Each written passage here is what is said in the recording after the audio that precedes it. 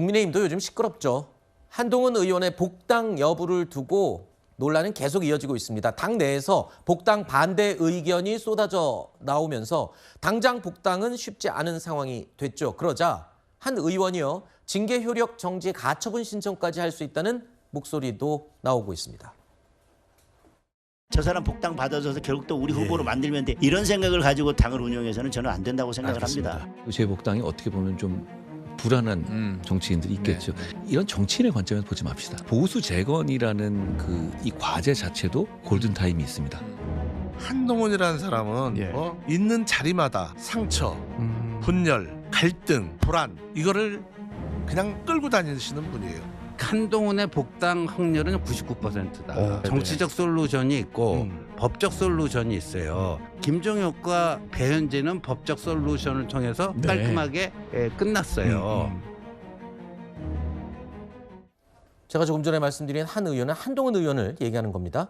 자, 친한계 인사로 알려진 신지호 전 위원이 징계 가처분 신청이 인용된 과거에 김종혁 전 최고 그리고 배현진 의원 이 사례를 언급했죠.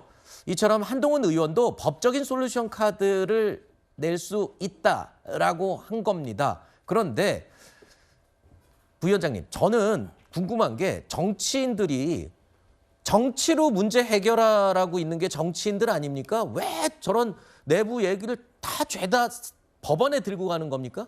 왜 법원에 가서 물어봐요? 정치적으로 해결할 일들을? 들고 가는 분들한테 물어보셔야죠. 근데 사실은 이제 뭐 정치적으로 돌파구가 없으니까 법적으로 찾아가는 거죠. 근데 신지호 의원 말씀처럼 만약에 복당 확률이 저렇게 높다라고 하면 순서대로 가면 돼요. 처음에 복당 신청을 하고 일단 복당 신청에 대해서 어떻게 받아들여지는지에 대한 정당의 평가를 받고 그게 안 된다면 뭐 이제 징계 가처분 신청을 하든 그렇게 하면 될 일이지 계속 저렇게 공방하는 이유는 저는 복당을 위한 사전 작업 내지 정치적인 공간 넓히기인 것이지 저게 실제 복당을 위한 뭐 절차 진행은 아닌 것으로 보여져요. 그래서 한동훈 의원이 만약에 복당을 원하면 신청하시고 그 신청에 대해서 받아주지 않으면 거기에 대한 비판하시고 근데 뭐 복당 신청 안 하고 복당하니 안 하니 반대하니 찬성하니 이거 갖고 계속 주제 담아 얘기를 하니까 저는 당원들이 오히려 이제 피곤해요. 그러면 한동훈 의원 복당 문제 딱 나오면 피곤해. 피로감. 저는 개인적으로 그냥 신청하는 거예요. 그래서 거기에 대해서 만약에 거부하면 한동훈 의원의 정치적인 입지가 더 커지는 거죠. 이런 식으로 안 하고 하니 많이 저는 그거 갖고 계속 싸우다 보면 두 분 다 우리 당과 한동훈 의원 다 피곤하다 이렇게 생각합니다. 지금 정치에 발 담그신 분도 그렇게 피곤한데 국민들은 얼마나 피곤하겠습니까? 아니 이거 말장난하는 것 같잖아요. 이게 복당 신청도 안 하고 그냥 복당 안 되니 아니 이거 최고위에서 결정하는 건데. 알겠습니다. 그러면 이 징계 가처분 신청 가능성 있다 뭐 이런 말까지 나오는데 정작 한동훈 의원은 그럼 어떻게 생각하는지 들어봐야겠죠? 복당 관련해서 저는 좀 고려를 하고 계셨습니다. 제가 돌아간다는 말씀 드렸고요. 많은 분들과 함께 하겠다. 그리고 제가 말한 보수 재건은 2028년의 압승과 2030년의 정권 탈환을 말하는 겁니다. 함께 많은 분들이 그 길에 공감하고 계시다는 것, 그분들이 점점 늘어나고 계시다는 것 제가 느낍니다. 그리고 거기에 사적인 이유로 사적인 욕심을 채우기 위해서 반대하는 사람들의 숫자가 점점 줄어들고 있다고 저는 생각합니다. 그분 그냥 저한테 어떻게든 간에 좀 싸움을 걸어서 연명해보고 싶은 것 아니겠습니까? 원래 한동훈 의원이 뭐 얘기하면 명확하게 얘기하러 유명하지 않았습니까? 근데 글쎄요.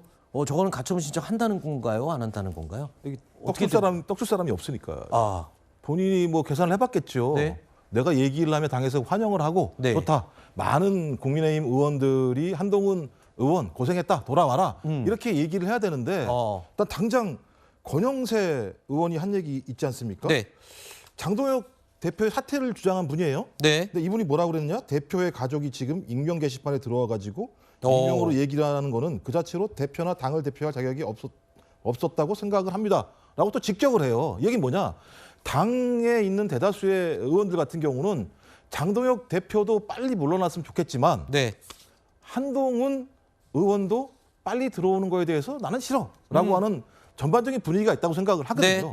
저는 그렇다면 이런 상황에서 한동훈 의원이 한동훈 의원들 그 친한계 의원들도 마찬가지입니다만 네. 복당 논쟁을 벌일 게 아니라 네. 의원으로서 그다음에 보수 재건으로서 무엇을 할지 아니 보수 재건하겠다고 국회의원 출마하신 거 아니에요? 네. 저게 보수 재건입니까? 알겠습니다. 자, 일단 한동훈 의원의 복당과 관련해서 국민의힘 내부의 최다선 의원이죠. 조경태 의원이요. 오늘 저희 채널A 정치시그널에 출연했습니다. 뭐라 그랬을까요? 확인해 보시죠. 우리가 살아가다 보면은 신호 위반 할 수 있는 경우 있잖아요. 신호 위반을 한다 해가지고 그 재판관이 그 사형 선고 내리면 안 되잖아요. 과하다 이런 취지로 말씀하시는 건가요? 당원 게시판 문제가 저는 문제가 없다고 생각하지만 설령 문제가 있다 하더라도 그게 제명시킬 만큼의 그 큰 사안인가요?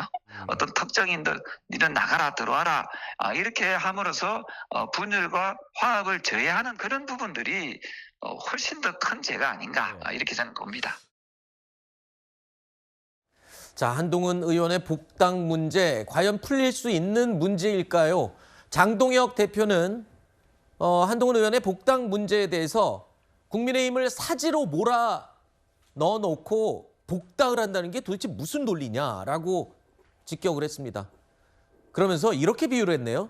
총을 아무리 잘 쏘는 스나이퍼, 그러니까 저격수라도 우리 편을 향해서 쏜다면 그건 재앙이다라고 반박을 했습니다. 가처분이 인용돼서 복당해도 오히려 갈등이 더 커질 것 같은데 글쎄요, 뭐 장동혁 대표도 발언이 수위가 점점 세지네요.